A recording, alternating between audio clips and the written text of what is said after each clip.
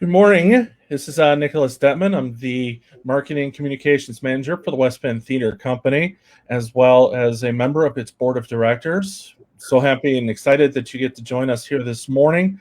We have a very special introduction and announcement to make regarding the 2020 production of Charles Dickens's classic tale, A Christmas Carol.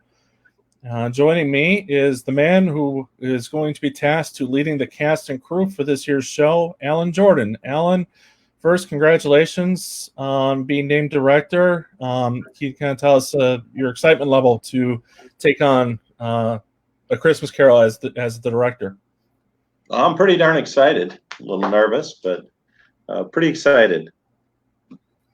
So why did you want to take on this project? Well, Nick, I think I shared with you, and I think many people know that I've been associated with A Christmas Carol many different times. I spent, I think, 5 different years doing one role or the next in the theater.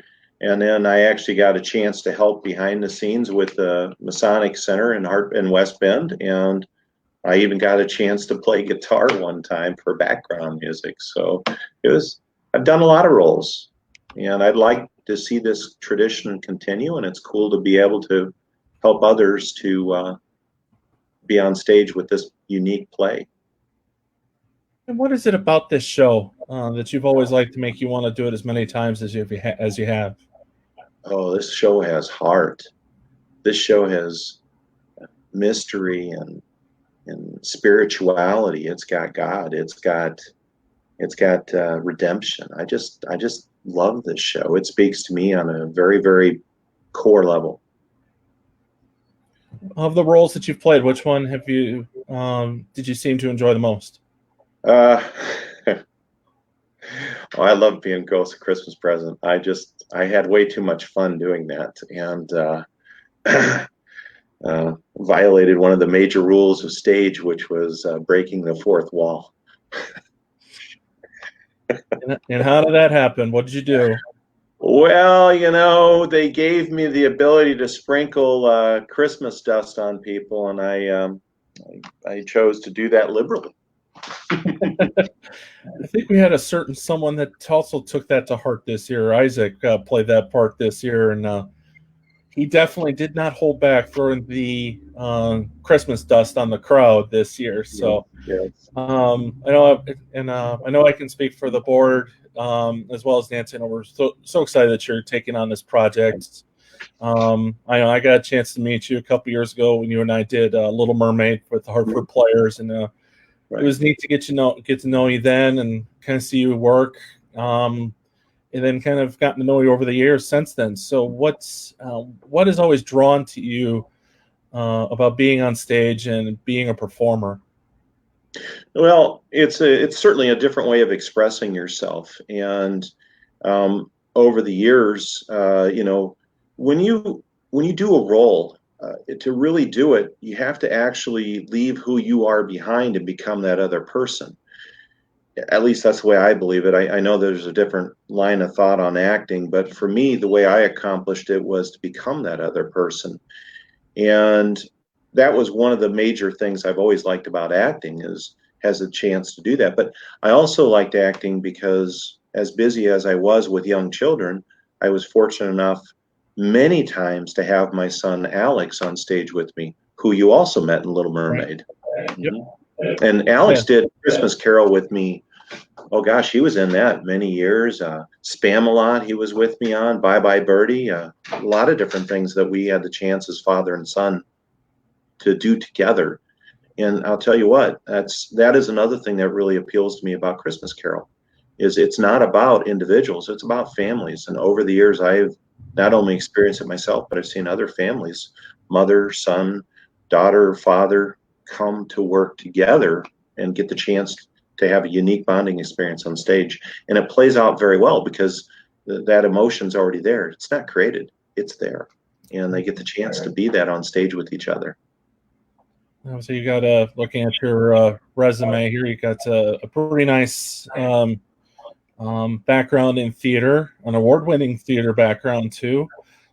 Just kind of let people know what are some of the roles that you've had a chance to play over the years as an actor?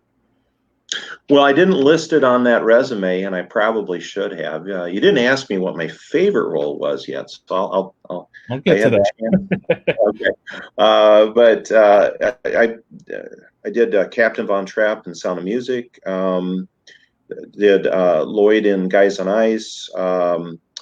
Albert Peterson in Bye Bye Birdie. Had the chance to be the villain a couple of times. One was Jonathan in Arsenic and Old Lace, and the heavy, really not the villain, but the heavy Reverend C. Shaw in Footloose. So I've had a chance to do a fair amount of roles, and I don't have a preference. A lot of those things I listed are actually musicals, but I don't really have a preference for musicals. I just have been blessed to be able to act and to sing. So dancing, not so much. That was kind of the way I felt when they cast me for Little Mermaid. It's like, you wait, I got to dance, Right? my sister was the dancer, not me. So I will then ask you, what was your favorite role? Well, I was with I want to say it was the West Bend Theater Company who did it at the time. They might have been underneath a different name, but we had the chance to do Spamalot, and that was a blast. Mm-hmm. So I was the Black Knight. Oh, geez.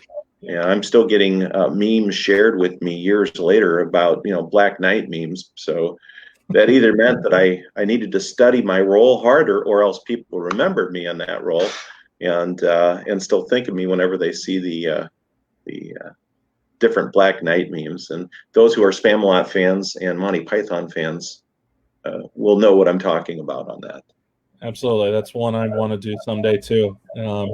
Fortunately, I jumped into the theater pool after many of the organizations had already done it. So, so looking at A Christmas Carol, I guess what's kind of your vision with it? Obviously, it's going to be first 2 weekends in December at the West Bend Masonic Lodge, as it is each and every year. I know it is definitely a tradition. A lot of people in West Bend and even Washington County look forward to each year. So just kind of what's kind of your vision with it this year? Well, of course, the vision doesn't necessarily mean what will be the final production, because once you start putting the pieces together, the show takes on a life of its own, and it gets shaped by each one of the actors. But that's actually part of the vision. I want the actors to help dictate what we see on stage. I love the mystery of the show and the redemption factors of it. I love the fact that it's meant to speak directly to the improvement of humankind, and for us to raise ourselves above our current situation to see others. And my goal is to tell a great story and do it justice, and to do it in a way that connects with the audience, because at the end of the day, it's about the audience and what they feel and how they connect with the actors on stage. But it needs to be a rewarding experience for those actors, because the reward for them is literally the audience and how they react and how good they feel after each show and after the production and after the practices. So all that's very important to me. Sure. Folks, if you're just joining us, we're talking with Alan Jordan. Alan has been selected to be the director for the 2020 production of the West Bend West Bend Theater Company's Christmas Carol. Again, the first 2 weekends in December of 2020. Alan, I have to ask, Alan from State Farm, what are you wearing, Alan from State Farm? Khakis. No, I'm wearing jeans because it would not be appropriate to ride a motorcycle and wear khakis. That'd be kind of interesting for sure. Mm-hmm. So I guess some people, we obviously don't have ticket information, and obviously that stuff will come out as we get closer. But do you have kind of an idea of a calendar when people might be able to start thinking about auditions? I know we have that opportunity open right now as far as submitting virtual auditions, but what's kind of your timeline for audition possibilities, maybe when rehearsals might get going? That's a very good question, and I wish I had that number at hand. I believe we're going to be looking at a September audition, but if that's important, and I hope it is for people, clearly just go on the website and keep an eye on the website, and the auditions will be posted on the website. And as you had mentioned, there's opportunity right now to audition. You can go online and you can record an audition. There's actually audition material, monologue material, and we decided, well, not we, this was actually decided by the board, and I totally support the opportunity for people to audition without necessarily having to expose themselves at this time to the potential of COVID. That's something that we're very much keen on, so we're going to do everything we can to stay safe and yet still be able to put on a good show. Sure, and like we mentioned, people who have an interest in auditioning for the show have that opportunity. They can go to our website, wbtheaterco.com. You can get a chance. You can download all the information that you need, the monologues, including some of the music that you would need to learn for the show. Because we're mid-June already, and before we know it, we're going to be getting into the end of the summer, and by then we'll be getting ready for auditions. So the time will come up quick. So, Alan, we do have a question that has been posed for you, so I will bring this up on the screen here for you to check out. So here we go. And it's from Nancy, our president. So, Alan, what was your very first role on stage?